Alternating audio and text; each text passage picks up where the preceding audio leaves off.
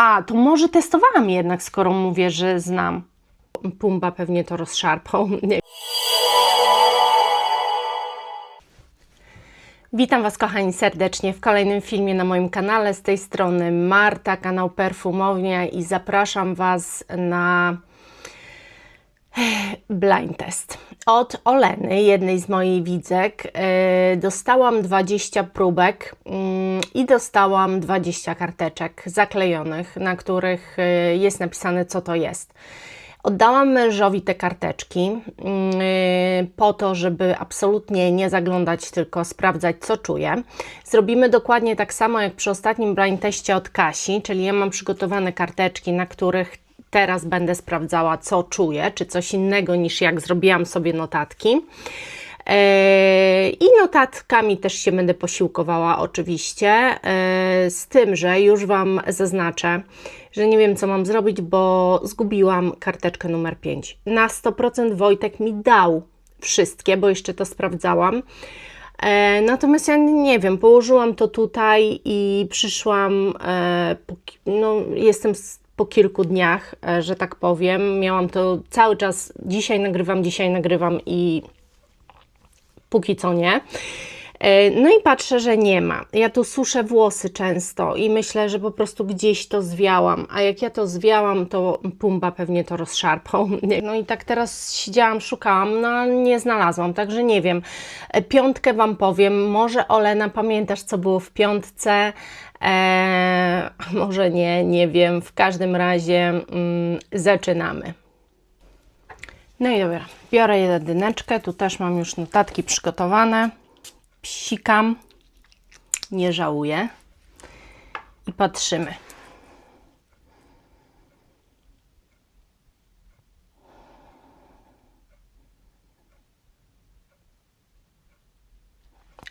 Początek to jest tak, jak sobie napisałam, piękna morela, słodziutka, ale też słoneczna i to ewidentnie czuć morelę, ponieważ morela troszeczkę inaczej brzmi niż brzoskwinia. Nie wiem, jak to wytłumaczyć. Znaczy, ja znam zapach moreli i zawsze znałam bardziej zapach moreli niż brzoskwini. Brzoskwinię z wiekiem dopiero poznałam, kiedy w ogóle ten owoc był szerzej dostępny w sklepach. Natomiast ja u siebie w ogrodzie jako dziecko pamiętam zapach moreli. Morele się jadło, mieliśmy drzewa. I pamiętam bardziej nawet może zapach moreli i to jest zdecydowanie morela.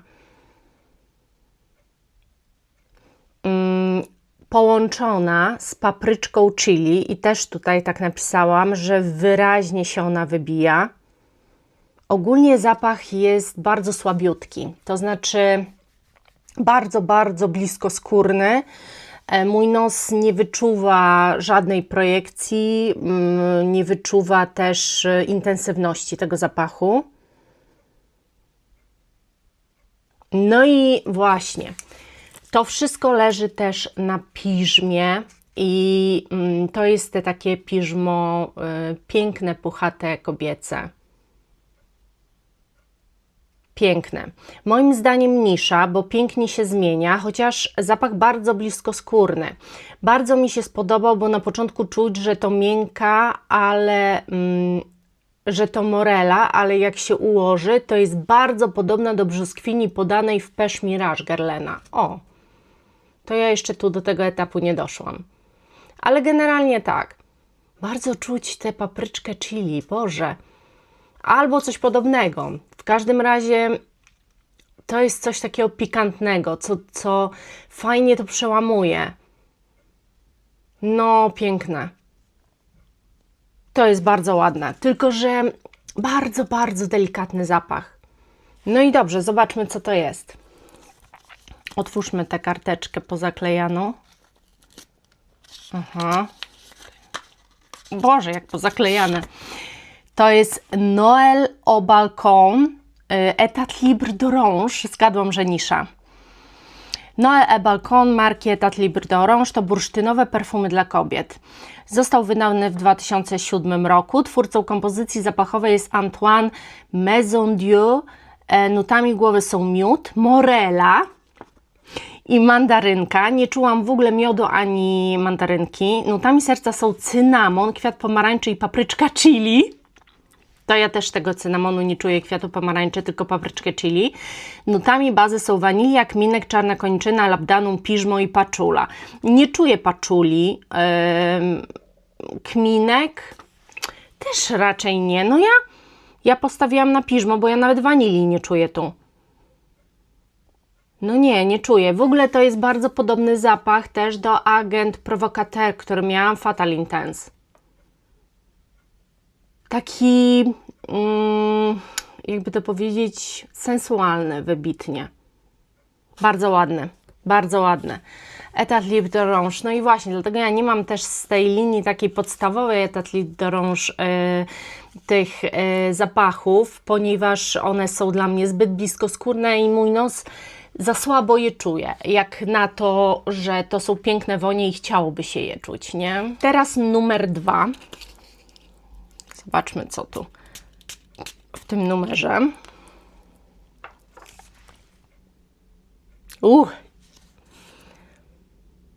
O Jezu, irys, ale to tak mocny. Czuję ryż z irysem. To jest irys bardzo podobny do Prada Infusion d'Iris oraz do Chanel Comet. I teraz, ponieważ ja nagrałam film o Zarze i wydaje mi się, że tam się troszeczkę Olena wysprzęgliła.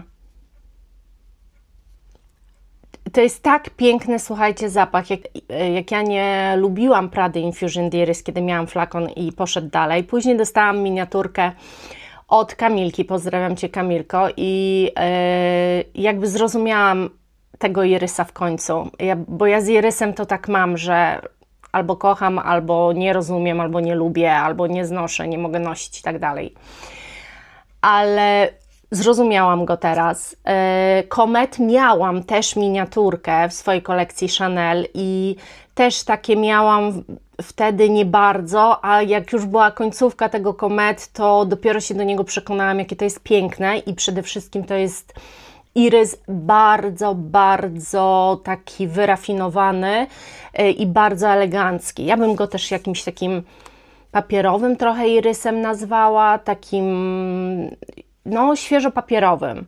Taki efekt trochę jest. I ponieważ miałam te dwa zapachy, miniaturkę jeszcze Prady mam i ona się trochę pod filmem moim zdaniem wysprzęgliła, bo ja nawet sobie tu napisałam, że to jest właśnie podobne do tych dwóch zapachów, a ona mi napisała w komentarzu, że uwielbia zapach Zary Romance d'Iris, który jest w stylu Comet. I tak bym sobie strzeliła, że mi dała tą Zarę i że tu jest ta Zara. I wiecie co? Zobaczmy to teraz sobie. Dwójeczkę. Już to będę rozrywać, bo to bez sensu. Nie uwierzycie, tak. Jak ja umiem łączyć kropki, co? Romance d'Iris Zara. To perfumy dla kobiet. Romance d'Iris został wydany w 2023 roku. Twórcą kompozycji zapachowej jest Jo Malone, oczywiście. Nutami głowy są ryż i bergamotka. Mówiłam, że to jest irys z ryżem. Nutami serca są irys toskański irys i fiołek. Nutami bazy są białe piżmo, heliotrop i wetyweria.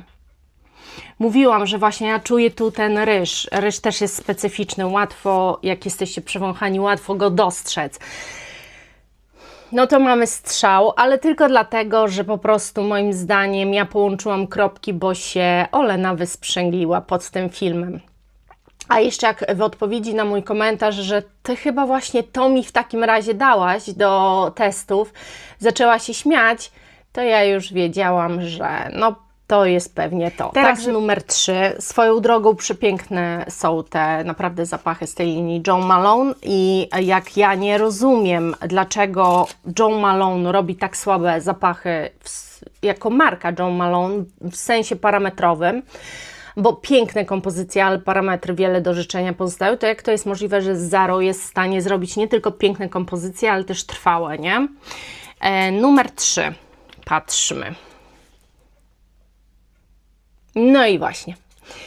I to jest kolejny zapach, który myślę, że na pewno trafiłam. Zresztą rozmawiałam na live z Oleną i ona już przyznała, że tak, bo tego zapachu po prostu nie da się pomylić, mimo że jeżeli ktoś zna aktualną wersję Perse de Lalique od Lalique, to mógłby się nie kapnąć, czy to jest to, bo tak jak z Oleną nawet rozmawiałyśmy, faktycznie najnowsze wypusty Perse de Lalique to jest taki kamforowy, bardzo chłodny zapach. Natomiast to jest becz bardzo stary i ten stary becz to jest właśnie róża z paczulą, taką zimistą, przepiękny. Jest tu dalej ten chłód, ja wyczuwam ten chłód, bardzo charakterystyczny dla Lalique. Nie wiem, jeżeli nosiliście, mieliście, to nie wiem, czy ktoś by nie rozpoznał. To znaczy, może inaczej, może wiedzielibyście, co czujecie, ale nie to, żeby powiedzieć, że to jest ten zapach. Natomiast dla mnie Lalique, Perse de Lalique jest tak charakterystyczna, a jeszcze ostatnio robiłam sobie przegląd i rozpiskę swoich wszystkich próbek i tam właśnie też było Perse de Lalique, bardzo stary becz. Nie pamiętam kiedy, od kogo go dostałam, ale mam jeszcze tę próbkę i ja po prostu byłam owąchana akurat z nim i dla mnie to było od razu jedno psiknięcie i ja już wiedziałam, co ja czuję i wiedziałam, jaki zapach przede wszystkim czuję, także tutaj to myślę, że będzie formalność, że ja otworzę i zobaczę Perse de Lalique, bo tego zapachu naprawdę nie da się pomylić z niczym. No oczywiście. Perse de Lalique marki Lalique to szyprowo-kwiatowe perfumy dla kobiet. Perse de Lalique został wydany w 2006 roku. Twórcą kompozycji zapachowej jest Natalie Lorson. Nutę głowy stanowi róża, nutami serca są pieprz, irys i nuty pudrowe, nutami bazy są paczula, mek dębowy, wetyweria, korzeń irysa i drzewo kaszmirowe. I nie ma dwóch zdań, że ja wyczuwam trzy, czyli różę, pieprz i paczulę. Te trzy rzeczy wyczuwam bardzo, bardzo silnie i bardzo uważam, że jest to kultowa, jedna z lepszych kompozycji różano-paczulowych, jaka w ogóle powstała. Parametry też ta wersja miała dużo lepsze niż ta teraz, przez to, że jest bardziej komforowa, wydaje mi się, że bardziej się ulatnia też ze skóry, no ale to jest bez dwóch zdań kultowy zapach. Dobrze, teraz przejdźmy do czwóreczki. Dużo mam tu notatki dosyć przy czwórce. Realistyczny zielony liść figi. I to tak Was uderza ten liść figi, że aż po prostu no w życiu nie poczułam nic bardziej realistycznego, to bez dwóch zdań. Nie ma możliwości, żeby to był mainstream, na 100% nisza. Za chwilę cichnie, trwa zieleń i za chwilę cichnie zieleń i do głosu dochodzi kremowe drzewo sandałowe. Gdzieś szepcze mi migdał, ale robi to bardzo cicho, więc mocno wytężałam nos. Wydaje mi się, że czuję w bazie drzewo sandałowe, ale silniej dociera do mnie kokos albo coś w tym stylu. Zapach mocno przyskórny. No tak, też bym powiedziała, że teraz troszkę robi się kremowo, taka bardzo charakterystyczna kremowość dla drzewa właśnie sandałowego. I faktycznie jakieś nuty kokosa są i gdzieś w oddali jest to jakiś kokos z migdałem. Taki bardzo, nawet ja bym powiedziała tu na papierku, że wcale nie trzeba wąchiwać się mocno, to wszystko bardzo realistycznie i silnie czuć, ale tej zieloności figi, liścia figowego już nie. Ale jak to się przepięknie, słuchajcie, łączy. Niesamowicie w ogóle. I jest tu jakaś taka wytworność i ogromna elegancja i kunszt tego zapachu. Dlatego pewnie tu napisałam, że na 100% nisza, nie ma możliwości, żeby był to mainstream. Piękny jest ten zapach, niesamowity. Zobaczmy, co to jest. Czwóreczka. Piąteczki nie mam, także Wam tylko powiem, co czuję. Nie wiem, gdzie jest kartka. Premier Figua l'Artisan Parfumé, czyli nisza. figłę, nie wiem jak się czyta to, słuchajcie, macie wszystko popisane. To drzewno-aromatyczne perfumy dla kobiet i mężczyzn. Premie Figue został wydany w 1994 roku. Twórcą kompozycji zapachowej jest Olivia Giacobetti albo Giacobetti. Nutami głowy są liść figi i asafetyda, nie mam zielonego pojęcia co to jest. Nutami serca są figa, drzewo sandałowe i mleko migdałowe. Oto może było też ta kremowość też od tego mleczka migdałowego. Nutami bazy są kokos, drzewo sandałowe, suszone owoce i lima. To żadnej tej limy, suszonych owoców nie czuję, ale ten kokos z tym migdałem i tą kremowością drzewa sandałowego jak najbardziej tak. To zdecydowanie czuć.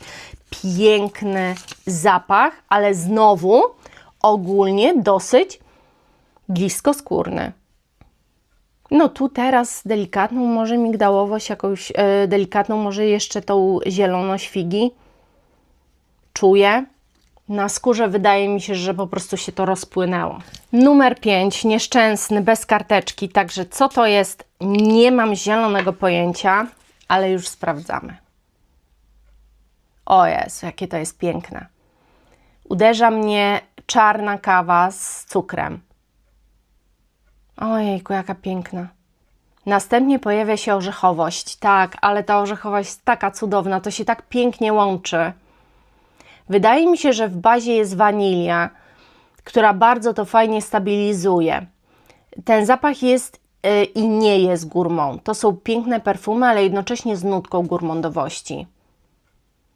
Ale ta orzechowość jest taka cudowna. To jest taka piękna orzechowość jak z Alpenliebe, te orzechy w tej czekoladzie, które są całe i jak je przegryzacie, to po prostu no, one mają taki fajny, swój specyficzny zapach. Przepiękny jest ten zapach. Tutaj na kartce mocno gourmandowo wypada. Musi mi na skórze się robić fajnie, taki perfumowy.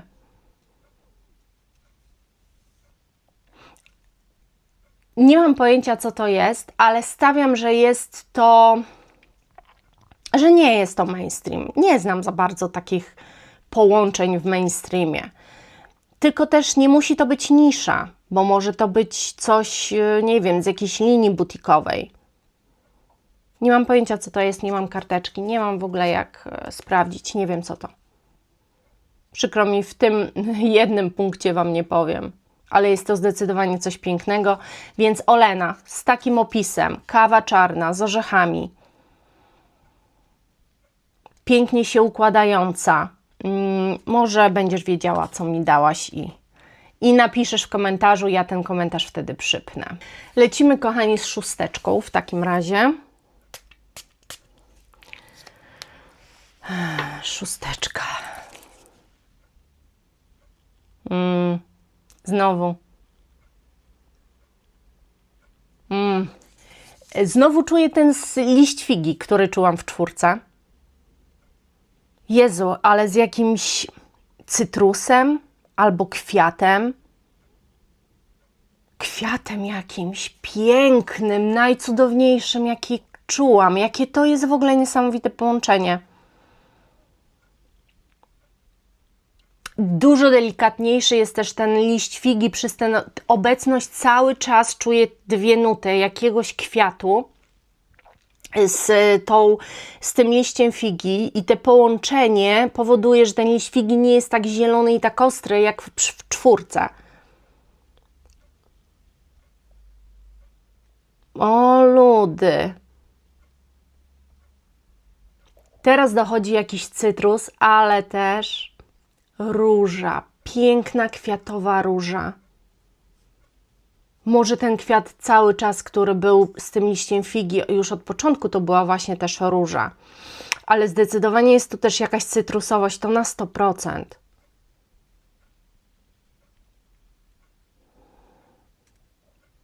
Troszeczkę robi się, słuchajcie, metalicznie. Bo ogólnie cytrusy dają taki wydźwięk, powodują, że możemy odbierać zapach dosyć metalicznie i tu taki zabieg jakby się zadział, natomiast mimo wszystko dalej jest to bardzo ładny zapach. Bardzo przyjemne. I w ogóle muszę Wam powiedzieć, że połączenie cytrusów z różą to jest coś, co obecnie też bardzo mi się podoba, co powoduje, że różę odbieram bardzo kwiatowo, orzeźwiająco, że ona nie jest mydlana, nie jest dżemowa, nie jest przysłodzona, tylko jest taka w punkt. Na ogół też są to dla mnie zapachy na lato właśnie, tak, to jest taka letnia dla mnie totalnie róża. Uwielbiam, to jest piękny zapach. Zobaczmy, co to jest, bo jestem bardzo ciekawa, co to jest za kompozycja. Więc zobaczmy. Rosa Botanica Balenciaga. To nie wiem, czy to jest mainstream tak do końca. Balenciaga to troszeczkę jak z Tomem Fordem, mam wrażenie. Rosa Botanica marki Balenciaga to kwiatowo-zielone perfumy dla kobiet. Rosa Botanica została wydana w 2013 roku. Twórcą kompozycji zapachowej jest Jean-Christophe Hérault. Nutami głowy są liść figi, petit grain i hyacynt. To może był ten petit grain albo hyacynt właśnie, czyli na początku. Później w nutach serca jest róża, grapefruit, to jest ten cytrus, różowy pieprz i kardamon. W ogóle nie czuję przyprawowości w tych perfumach. Nutami bazy są cedr, nuty drzewne, wetyweria, paczula i biała ambra. No też bym postawiła, że bazą tego są jakieś nuty drzewne, tak. Ale to bardziej, one nie dochodzą do głosu, tak, tylko po prostu dają pewną projekcję, bo to nie jest mocno projektujący zapach, no ale ma jednak jakiś tam ogonek nieduży. Ale przepiękny jest. Faktycznie to jest grapefruit. Jak się wie, to już się czuje.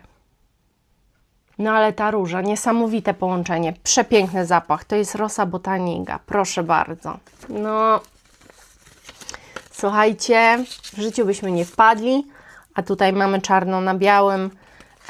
I bardzo, bardzo fajnie jest dowiedzieć się, co tak naprawdę wąchałam, nie? Bierzemy teraz 7.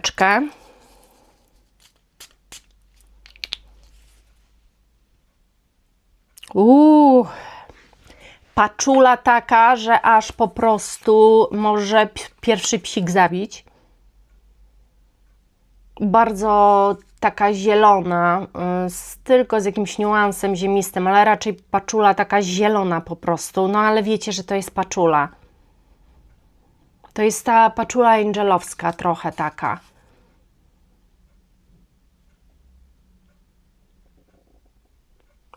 Napisałam, że później czuję cytrusy, delikatnie słodkawe.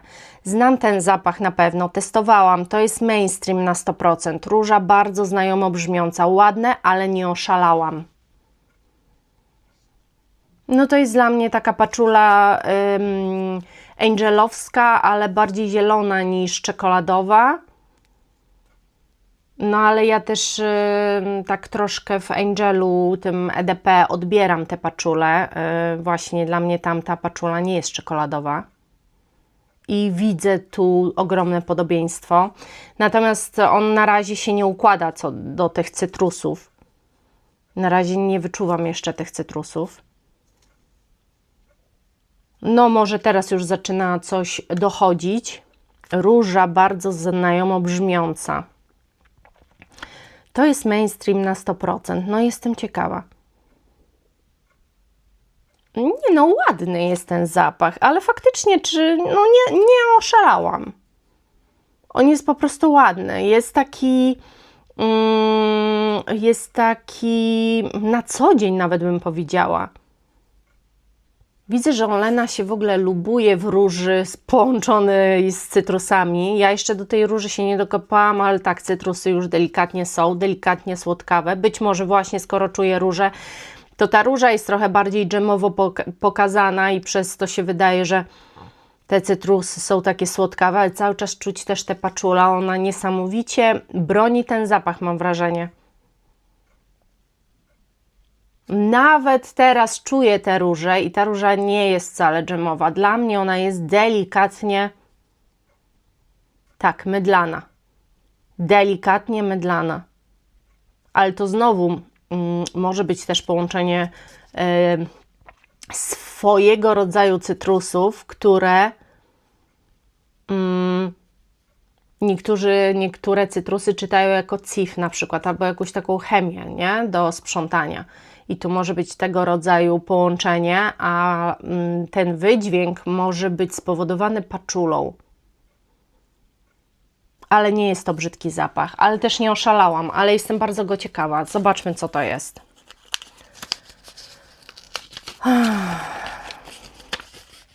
Midnight Poison od Diora. W życiu. Nie testowałam Midnight Poison i w życiu bym nie powiedziała. Midnight Poison marki, ale wiedziałam, że mainstream. Drzewno-szyprowe, perfumy dla kobiet. Midnight Poison został wydany w 2007 roku. Midnight Poison stworzyli Jacques Cavalier Belletru, Olivier Cresp i François de Monchy. Nutami głowy są bergamotka i mandarynka. Nutami serca jest róża, nutami bazy są paczula, bursztyn i wanilia. No to czuję te trzy. Jakby bursztyn i wanilia w ogóle według mnie nie dochodzi do głosu. Także mainstream, przynajmniej z tym trafiłam.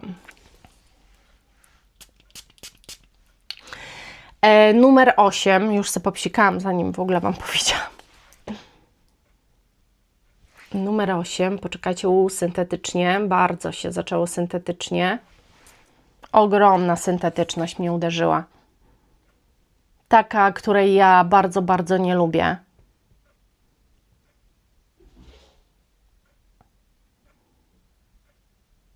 A teraz czuję coś warsztatowego. Jakieś gumy, smary, jakieś blacharskie rzeczy, jakiś lakier do karoserii. Napisałam, że zapach gaśnie na mnie w 15 minut. Zobaczymy, co wyczuję na kartce, bo na mojej skórze brzydki. Wydaje mi się, że to coś z mainstreamu. Raczej nie wiem skąd w ogóle podejrzenie, że to jest coś z mainstreamu, skoro to wybrzmiewa, chociaż ta syntetyczność jest taka mainstreamowa, bym powiedziała. To może dlatego to mnie zasugerowało. Na kartce pachnie cały czas, ale faktycznie ten początek jest okropny. Nie, ale teraz się robi ładnie. Słodko.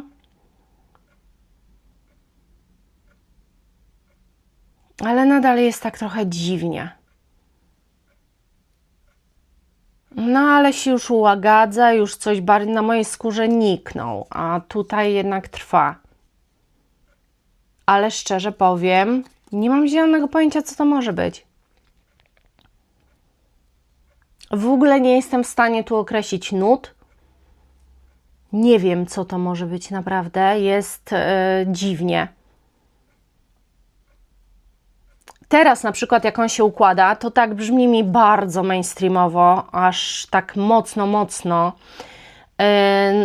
To w ogóle nie jest moja bajka. Nie wiem, co to jest za zapach, ale to tu mi trąci takim tandetnym niestety zapachem. Olena, nie obrażaj się tylko, nie możemy się obrażać. No jest coś, że ja go tak wyczuwam, dlaczego nie mam pojęcia.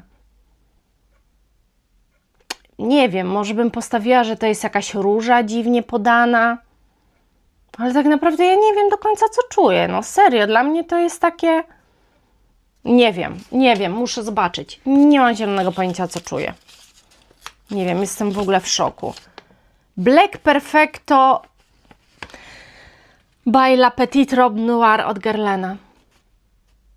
To bym w życiu nie powiedziała, że tak mogę powiedzieć o tych perfumach. Black Perfecto by La Petite Robe Noire marki Guerlain to orientalno-kwiatowe perfumy dla kobiet. Black Perfecto by La Petite Robe Noire został wydany w 2017 roku. Twórcą kompozycji zapachowej jest Thierry Vasse. Nutami głowy są wiśnia. No, a dla mnie to takie migdał i czarna herbata, tak syntetyczne, tak wali syntetycznością, że szok. Nutami serca są róża, no to mówiłam, że najszybciej bym powiedziała, że to jest jakaś róża z lukrecją, a może ja tak lukrecję czytam. Nutami bazy są skóra, fasolka tonka, paczula i czarne piżmo. Nie mam zielonego pojęcia, co w takim razie za ten warsztat odpowiadało. Może te czarne piżmo z tą paczulą i ta skóra dziwnie podana i dlatego takie warsztaty czułam. Nie wiem, no róże jak się ułoży, to jestem w stanie już to określić. Ale to jest brzydkie. Przepraszam wszystkich, którzy kochacie ten zapach. Dla mnie to jest tak plastikowo sztuczne i nienaturalne i w ogóle ciężko jest jakąś nutę wyczuć. Przykro mi, ale ten zapach jest dla mnie okropny. No niestety, tak czasami bywa. Dobra, zapach numer 9 i lećmy z tym, bo ja tutaj siedzę, nagrywam już trochę.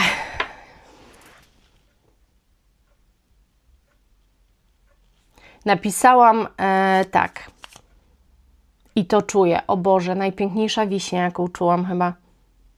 Boże, taka prawdziwa, jak ją przekroicie na pół, wyciągacie pestkę i te soki tryskają u Was. Przepiękna wiśnia, prawdziwa, realistyczna, taką wiśnię pamiętam, kiedy drylowałam do dżemu, soki z nich wtedy wyciekały i dokładnie tak pachniały. Ale czuję też różę rozkoszną dzięki tej wiśni, bardzo szybko znika ze skóry, a szkoda. Boże, to jest piękne, przepiękna wiśnia, cudowna, nie wiem co to może być, stawiam jednak na jakiś może mainstream. Cudowny jest ten zapach. Tak, dochodzi teraz ta róża. Ale na czym to może siedzieć? Bo tu ani wanilii. Może jakaś drzewna baza po prostu tylko dla trwałości tych nut głównych, które wyczuwamy. Przepiękny zapach. Muszę wiedzieć, co to jest. Śliczna, wiśniowa róża. Baza drzewna stawiam. Dancing Roses, Viktor & Rolf. Mówiłam, że mainstream. Dancing Roses marki Viktor & Rolf to orientalno-kwiatowe perfumy dla kobiet i mężczyzn. Dla kobiet i mężczyzn. Dancing Roses został wydany w 2017 roku. Twórcą kompozycji zapachowej jest Sonia Constant, wspaniała perfumiarka. Perfumy zawierają takie składniki jak róża, wiśnia, liczy, brandy, różowy pieprz i szafran.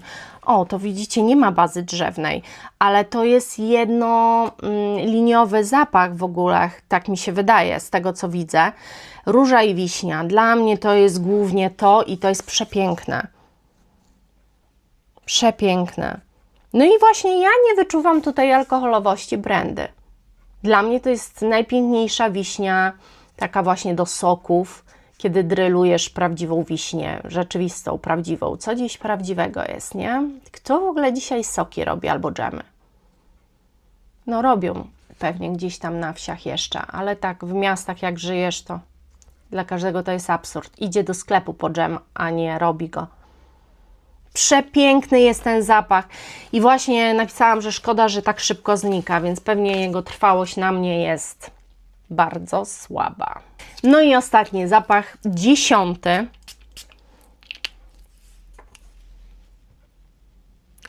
Początek to syntetyczne cytrusy, bardzo syntetycznie i bardzo chemicznie, z tuberozą.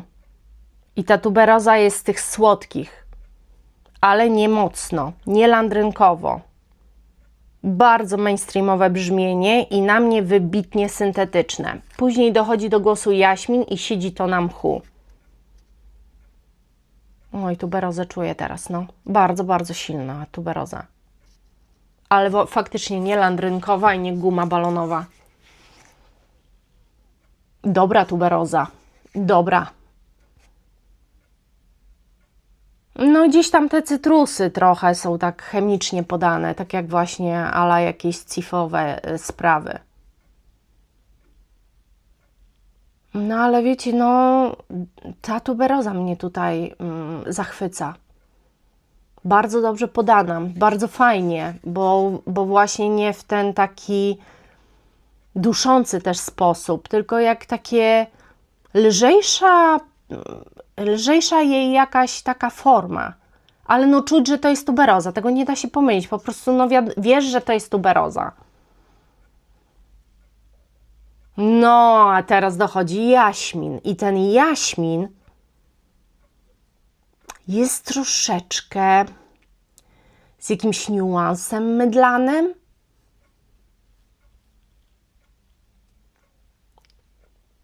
Wydaje mi się, napisałam, że na mchu, ja do tej bazy chyba nie dojdę, bo nie wiem, no nie wyczuwam tu na razie na tej kartce, ale skoro ja na skórze tę bazę mchu wyczuwam, to prawdopodobnie po prostu silnie się na mnie wybijała. Bo tu nie, tu ta tuberoza z takim jaśminem delikatnie mydełkowym. Jaśmin mydełkowy, no ale tak bym powiedziała. Wiem, że to jest jaśmin, ale jednak on wypada dosyć właśnie nieczystościowo, a wręcz mydlanie. Może to być też przez te cytrusy, które tutaj wyczułam na samym początku, które właśnie wydały mi się takie te chemiczne i one mogą dawać taki efekt. Ogólnie bym to nazwała jak taki na kartce, jak taki zapach po kąpieli, jakiegoś żelu pod prysznic, który Was tak bardzo dobrze umył i pachniecie czystością, takim właśnie tym żelem, tym, że się umyliście, wszyscy wiedzą, że się umyliście i ciągnie się za Wami ten zapach taki mydełkowy. Tak bym to nazwała. A czy każdy to tak odbiera? Nie wiem. Sprawdźmy, co tu Olena mi dała. Valentina Assoluto od Valentino. Proszę, mainstream. A ja napisałam, że brzmienie bardzo mainstreamowe. Ok. Valentina Assoluto, marki Valentino, to szyfrowo-kwiatowe perfumy dla kobiet. Valentina Assoluto został wydany w 2012 roku. Twórcą kompozycji zapachowej jest Olivier Cresp. Nutami głowy są trufla, brzoskwinia i bergamotka. Nutami serca są madagaskarska wanilia, tuberoza i włoski jaśmin. Może włoski jaśmin właśnie tak brzmi. Bo jaśmin sambak też jest bardziej zielony z kolei, więc różne mogą być jaśminy. Ale absolutnie żadnej wanilii nie wyczuwam. Nutami bazy są paczula, mek dębowy i cedr. Ja tutaj tej bazy jakby nie do końca czułam, ale na skórze ewidentnie widziałam, że jest mech. Myślę, że może też ta bergamotka z truflą robiła mi taki efekt dziwnie mocno chemiczny. No nie wiem, ciężko jest, wiecie, teraz powiedzieć, tak? No już wiem, co to jest, ale ciężko powiedzieć. W każdym razie super przeżycie. Uwielbiam, zostało mi jeszcze 10 zapachów do blind testu, więc na pewno nakręcę film, tylko nie wiem kiedy, może trochę poczekacie. Jeszcze mam od Ani i w międzyczasie też będę testowała Ani 10 próbek do blind testu od perfumowej bajki i będę je jakoś tam pewnie przeplatała. Teraz może wezmę na tapet właśnie Ani, a Oleny te 10 zostawię sobie na deser. Mam nadzieję, że lubicie i fajnie się razem ze mną bawicie przy tych filmach. Odkrywamy na nowo, mam wrażenie, niektóre zapachy. No i też osoby, które mi te próbki przysłały, w tym wypadku Olena. Ja myślę, że dla Ciebie to podwójna ekscytacja, no bo Ty pewnie te zapachy odbierasz totalnie inaczej niż ja, inaczej to wyczuwasz, więc kiedy słuchasz o dla Ciebie tak bardzo znajomych woniach, to nie wiem, mam nadzieję, że nie czujesz się rozczarowana, bo jest to recenzja płynąca bez świadomości tego, tak naprawdę co wąchałam i to jest w tym chyba najpiękniejsze. Dzięki Wam serdeczne za ten mile spędzony czas. Zapraszam Was na kolejne filmy i buziaczki kochani, pa pa!